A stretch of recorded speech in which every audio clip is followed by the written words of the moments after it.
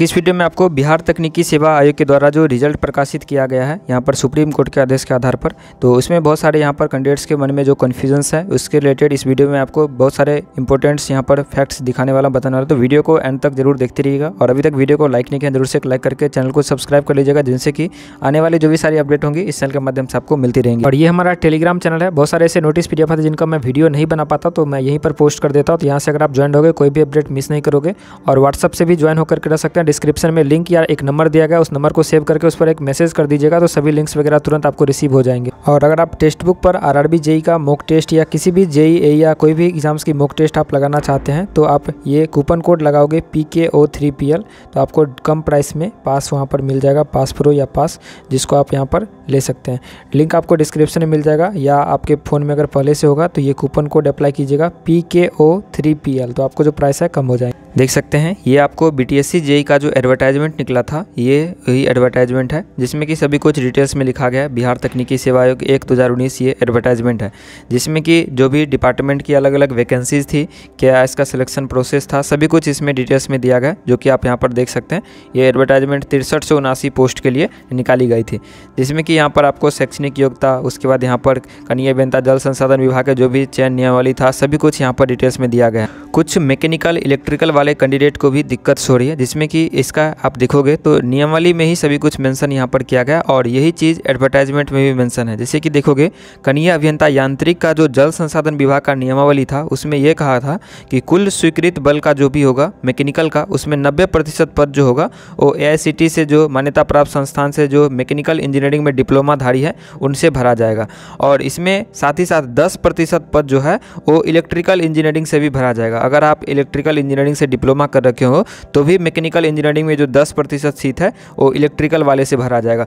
और यही चीज़ आपको नियमावली में भी लिखा गया है, सेम चीज़ यहाँ पर लिखा गया, मैं आपको दिखा दूँ। ये देख सकते हैं जल संसाधन विभाग का ये नियमावली है जो कि ये यांत्रिक के लिए है। जैसे देख सकते हैं यहाँ पर बिहार जल संसाधन अवर अभियंता अभियंत्रण यांत्रिक संवर्ग भर्ती नियमावली 2015 के नियम के अनुसार से आप यहाँ पर देख सकते हैं। इसका संशोधित होकर के 2017 में भी नियमावली बना, जिसमें कि यहाँ पर मेंशन था जो 90% देख सकते हैं कनीय अभियंता यांत्रिक के कुल स्वीकृत बल का 90% पद के लिए यहाँ पर मैकेनिकल इंजीनियरिंग और इलेक्ट्रिकल इंजीनियरिंग के लिए 10%, जो कि आप यहाँ पर देख सकते हैं इलेक्ट्रिकल इंजीनियरिंग से 10% पद भरा जाएगा। तो इसमें इसी को फॉलो करके जो सिलेक्शन मेरिट लिस्ट बनाया गया है, तो इसमें आप मैकेनिकल इंजीनियरिंग इलेक्ट्रिकल इंजीनियरिंग के कैंडिडेट्स बोले कि कुछ दिक्कत हो रही है, तो दिक्कत नहीं है। जो चयन नियमावली में है, नियमावली बहुत को नहीं पता है जिसके कारण से उनको प्रॉब्लम आ रही है। इसके बाद और भी मेरे पास सभी नियमावली जो भी है सभी 2015 का 17 का, उसके बाद जजमेंट, सभी कुछ मैं आपको एक एक करके बताने वाला हूँ। उसके बाद जो इसका नेक्स्ट प्रोसेस है यानी कि सिलेक्शन प्रोसेस, जिसमें कि ये प्रावधान था जिसके आधार पर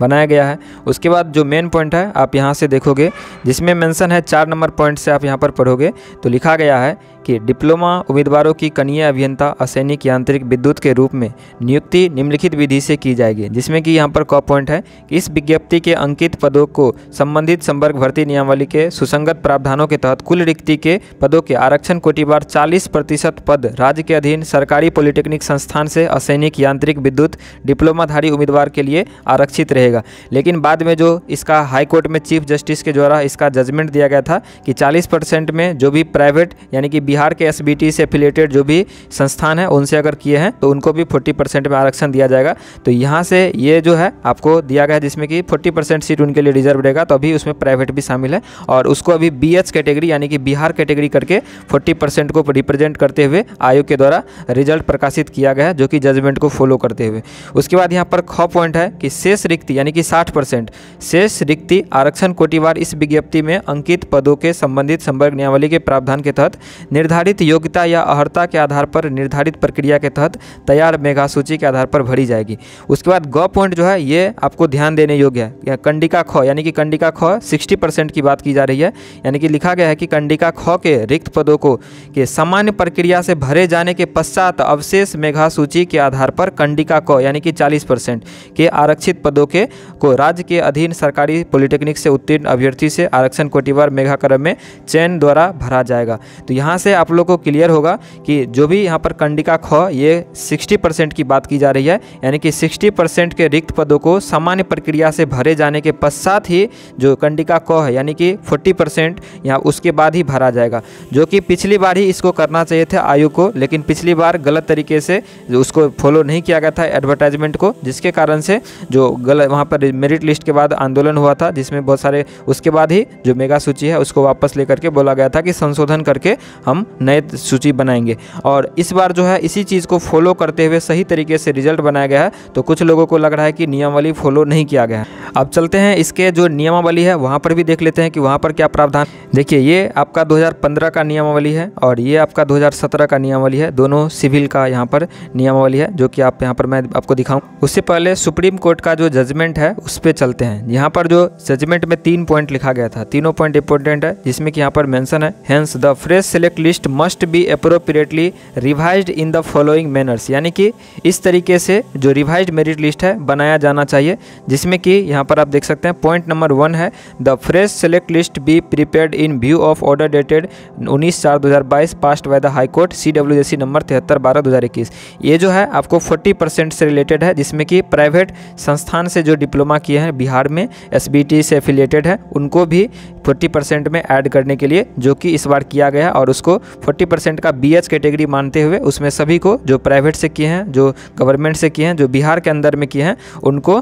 40% में दिया गया है। और ये पहला जो जजमेंट सुप्रीम कोर्ट का जजमेंट का पहला पॉइंट यही बोला गया था। उसके बाद दूसरा पॉइंट को समझते हैं, जिसमें ये मेंशन था, the fresh select list shall also include as far as possible those meritorious candidate who were otherwise eligible but were declared ineligible solely on account of the 2017 amendment to the rule that is on account of their institute not being recognised by AICTE and all similarly placed successful candidate. तो इसमें यह mention किया गया था कि 2017 में जो संशोधन हुआ था नियमावली में, जो जल संसाधन विभाग का नियमावली 2015 में आया था, उसको संशोधन करके 2017 में बनाया गया। उसमें जो संशोधन हुआ था, जिसमें AICTE से जो रिकॉग्नाइज्ड नहीं है उनको, जो इंस्टीट्यूट AICTE से रिकॉग्नाइज्ड नहीं है उनको हटा दिया गया था, यानी कि UGC की बात कर रहे हैं, UGC को हटा दिया गया था। और उसको इसमें बोला गया कि लेने के लिए सुप्रीम कोर्ट के द्वारा जो जजमेंट दिया गया कि जो भी ऐसे कैंडिडेट थे 2017 के संशोधन से पहले एलिजिबल थे, लेकिन 2017 के नियमावली आने के बाद वो इन एलिजिबल हो गए, तो उनको भी लेने के लिए meritorious candidate, those meritorious candidate यानी कि जिनका हो सकता है, जो कट ऑफ के अंदर में आएंगे, उनको लेने के लिए। तो अभी जो कट ऑफ आया है उसके अंदर में जो भी कैंडिडेट UGC वाले लाई करते होंगे उनका रिजल्ट हुआ है, जो लाई नहीं करते हैं, कट ऑफ के अंदर में जो लाई नहीं करते हैं उनका रिजल्ट नहीं हुआ है। तो बस यही चीज़ इसमें मेंशन है। और मैं आपको ये चीज़ नियमावली में भी दिखाता हूँ कि 2015 के नियमावली में UGC अलाउ था, 2017 में संशोधन हुआ और उसमें UGC को हटा दिया गया, यानी कि जो AICTE से अप्रूव्ड थे बस उन्हीं को दिया गया, जिसके कारण से सुप्रीम कोर्ट में ये चीज़ बोला गया कि 2017 के नियमावली संशोधन से पहले जो लोग एलिजिबल थे, यानी कि UGC वाले पहले एलिजिबल थे 2015 के नियमावली में, लेकिन 17 के नियमावली में UGC वाले को यहाँ पर हटा दिया गया, जिसके कारण से उन लोगों को भी लिया जाए। ये देख सकते हैं, ये आपका बिहार जल संसाधन अवर अभियंत्रण असैनिक संवर्ग भर्ती नियमावली 2015 है, और ये 2015 का नियमावली है, जिसमें कि सभी कुछ आप पढ़ सकते हैं, देख सकते हैं। इसका सिलेक्शन प्रोसेस पहले अलग था, जिसमें कि 60 मार्क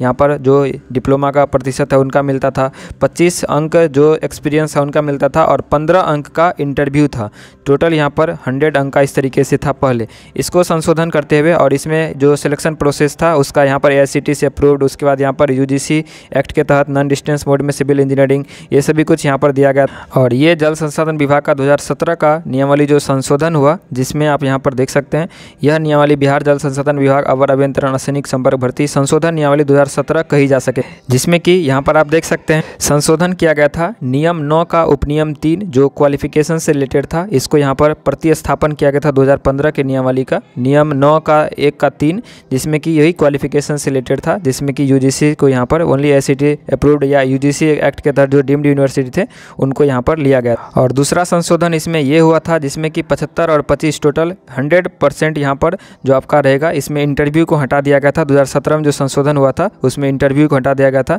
क्योंकि इंटरव्यू लगभग जूनियर इंजीनियर के पोस्ट पर हर एक चीज़ में से SSC JEE में भी पहले था, उसमें भी हटा दिया, इसमें भी हटा दिया, तो लगभग इंटरव्यू हर एक पोस्ट में से JEE का हटाया था। इसी के कारण से यहाँ पर देख सकते हैं जो 75 आपका क्वालिफिकेशन और 25 आपका यहाँ पर जो एक्सपीरियंस टोटल 100। इस तरीके से ये संशोधन दूसरा हुआ। उसके बाद यहाँ पर आप देखोगे तो असैनिक अभियंत्रण डिप्लोमाधारी उम्मीदवार के रूप में नियुक्त रीति इस तरीके से यहाँ पर सिलेक्शन किया जाना है, जिसमें कि आप देख पहला पॉइंट यहाँ पर क, ख और ग, ये जो है जो एडवर्टाइजमेंट में लिखा गया है सेम चीज़ यहाँ पर आप देख सकते हैं, जिसमें कि आप यहाँ पर देखोगे कंडिका ख के रिक्त पदों को समान प्रक्रिया से भरे जाने के पश्चात अवशेष मेधा सूची के आधार पर कंडिका क के आरक्षित पदों को राज्य के अधीन सरकारी पॉलिटेक्निक से उत्तीर्ण अभ्यर्थियों से भरा जाएगा और ये मेधाक्रम में चयन द्वारा भरा जाएगा। यानी कि जो 60% है उसको भरने के बाद ही 40% को भरा जाएगा और ये 2017 की नियमावली में साफ साफ करके लिखा गया है। आप लोग इसको देख सकते हैं, पढ़ सकते हैं। इसमें यहाँ पर आप देखोगे बिहार जल संसाधन विभाग अवर अभियंत्रण असैनिक भर्ती 15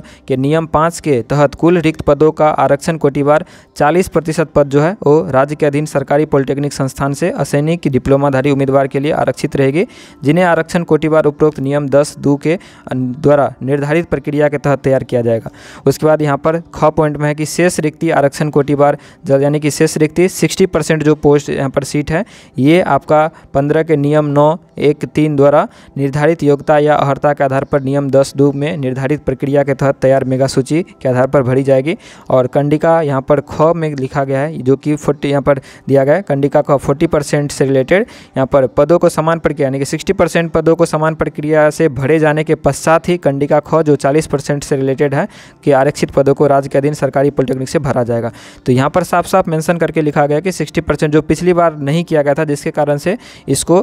वापस करते हुए इस बार सही तरीके से दे दिया गया है। यानी कि पहले 60 को पहले मेरिट फिर डिपार्टमेंट इसीलिए दिया गया है ताकि 60% और 40% सही से फॉलो हो सके। और ये जो है यहाँ पर सबसे नीचे में यहाँ पर 11 पॉइंट जिसमें ये मेंशन है आयोग द्वारा नियम 10 के अनुसार चयनित उम्मीदवारों की अंतिम मेधा सूची तैयार की जाएगी एवं उसे सरकार को नियुक्ति हेतु अनुशंसित की जाएगी। आयोग द्वारा अनुशंसित उम्मीदवारों का एक पैनल 1 वर्ष के लिए वैध होगा। तो इसमें जो नियम 10 की बात कर रही है ये आप यहाँ पर स्क्रॉल करोगे तो इसी में आपको नियम 10 देखने के लिए मिल जाएंगे, जो कि आपको यहाँ पर देखने के लिए मिल सकता है। नियम 10 आप यहाँ पर देख सकते हैं, ये रहा नियम 10 जिसमें कि चयन की प्रक्रिया का प्रावधान है। इसमें मेंशन है इस संवर्ग के मूल कोटि कनीय अभियंता सैनिक के पदों पर चयन डिप्लोमा अथवा समकक्ष योग्यता में प्रतिशत प्राप्तांक के आधार पर आयोग द्वारा किया जाएगा। बिहार सरकार या बिहार सरकार के अधीन किसी उपक्रम नगर निगम या स्वशासी में अगर काम किए हैं जूनियर इंजीनियर के पद पर संविदा के आधार पर तो उनको एक्सपीरियंस दिया जाएगा। ये चीज़ नियम 10 में यहाँ पर प्रावधान है। और विभाग का एक बिहार तकनीकी सेवा आयोग का एक अलग नियमावली है जिसमें अगर एक से अधिक डिपार्टमेंट की वैकेंसी आती है तो उसमें पहले ही प्रेफरेंस डाला जाता है एप्लीकेशन फॉर्म में। तो उससे रिलेटेड भी यहाँ पर है जिसमें कि एक से अधिक विभाग के लिए समेकित आवेदन देते समय सभी अभ्यर्थियों आवंटन विभाग में प्राथमिकता के आधार पर विकल्प देने की अपेक्षा की जाएगी, जिससे अभ्यर्थी द्वारा बाद में परिवर्तित नहीं किया जा सकेगा। प्राप्तांक के आधार पर तथा प्रमाण पत्र आदि की जाँच के बाद मेधा एवं विकल्प को ध्यान में रखते हुए चयनित अभ्यर्थी की अनुशंसा आयोग द्वारा की जाएगी। तो इस बार जो है मेधा और विकल्प को ध्यान में रखते हुए ही विभाग आवंटन किया गया है, जिससे कि आप देखोगे पहले मेरिट लिस्ट जारी किया गया तो उसमें जो भी लोग प्रेफरेंस डाले थे उसके आधार पर मेधा के आधार पर जिसको जो डिपार्टमेंट मिल रहा था दे दिया गया है। तो इसमें भी मेधा और विकल्प को ध्यान में रखते हुए उसी चीज़ को सभी कुछ इस बार नियमावली को फॉलो किया गया सही तरीके, जो पिछली बार किया जाना चाहिए था आयोग के द्वारा लेकिन पिछली बार नहीं किया गया। इसके कारण से इस बार सही तरीके से जो भी नियमावली में सभी कुछ प्रावधान थे सभी कुछ को एक जो फॉलो करते हुए, क्योंकि इस बार सुप्रीम कोर्ट का आदेश है तो इसमें कुछ गड़बड़ी करना उसके लिए दिक्कत है, इसीलिए इस बार सही तरीके से सभी कुछ को पहले से ही फॉलो करके नियमावली के जो भी प्रावधान है सभी कुछ को फॉलो करते हुए इस बार रिजल्ट प्रकाशित किया गया। एक सेकंड के लिए अगर आप ये भी सोच सकते हैं कि अगर मान के चलिए इसमें डिपार्टमेंट अलॉटमेंट नहीं करना रहता तो किस तरीके से रिजल्ट जारी करता। अगर डिपार्टमेंट अलॉटमेंट नहीं करना रहता तो नियम तो यही है कि जो भी 100 सीटें हैं उसमें जो 60% जो ज़्यादा नंबर्स वाले हैं उनको 60% में ऐड किया जाए और जो बच गए उसके बाद जो बिहार के किसी भी संस्थान से किए हैं तो उनको 40% में भरा जाए। उसके बाद डिपार्टमेंट अलॉटमेंट अगर नहीं रहता तो इसी तरीके से मेरिट लिस्ट बनता। उसके बाद जो भी लोग अपना प्रेफरेंस दिए हैं एप्लीकेशन फॉर्म में उसके आधार पर जो डिपार्टमेंट उनको मिल रहा था वो डिपार्टमेंट दिया गया, जो कि 2017 की नियमावली में भी फुल मेंशन है, 2019 में जो एडवर्टाइजमेंट आया है उसमें भी मेंशन है, सभी कुछ पीडीएफ में साफ साफ मेंशन है। तो ये सभी पीडीएफ मैं आपको टेलीग्राम पर प्रोवाइड कर दूंगा, तो वहाँ से आप इसको देख सकते हैं, पढ़ सकते हैं। और जो भी अगर आपके मन में कोई राय विचार है तो नीचे कमेंट करके जरूर से पूछिएगा। अगर आपके मन में कोई कन्फ्यूजन डॉट क्वेरी है तो नीचे कमेंट करके पूछिए, मैं आपका रिप्लाई देने की पूरी कोशिश करूँ। और टेक्स्ट बुक का पास अगर आप कम प्राइस में बाय करना चाहते हो तो कूपन कोड ये है, अप्लाई कीजिएगा PKO3PL PKO3PL ये कूपन कोड अप्लाई करोगे तो आपका जो प्राइस है कुछ कम हो जाएगा, तो उसके बाद आप उसको बाई कर सकते हैं। हालांकि टेलीग्राम पर आप ज्वाइन होगे तो यहाँ पर जो भी ऑफ़र वगैरह आते रहते तो मैं यहाँ पर अपडेट कर देता हूँ। जैसे कि कोई ऑफ़र जैसे एक ही दिन के लिए रहता है तो मैं यहाँ पर अपडेट कर देता हूँ, तो बहुत ही कम प्राइस में बहुत लोग यहाँ से बेनिफिट लेते हैं। जैसे कि उस दिन देख सकते हैं तो ओनली 349 रुपये में पास प्रो मिल रहा था ईयरली, जो कि अभी 599 प्राइस हो गया है। तो यहाँ से ज्वाइन होकर करिएगा, जब भी मैं ऑफर आएगा तो मैं आपको अपडेट कर दूंगा। और ये कूपन कोड अप्लाई करके रखिएगा PKO3PL, तो यहाँ पर आपको डिस्काउंट मिल जाएगा।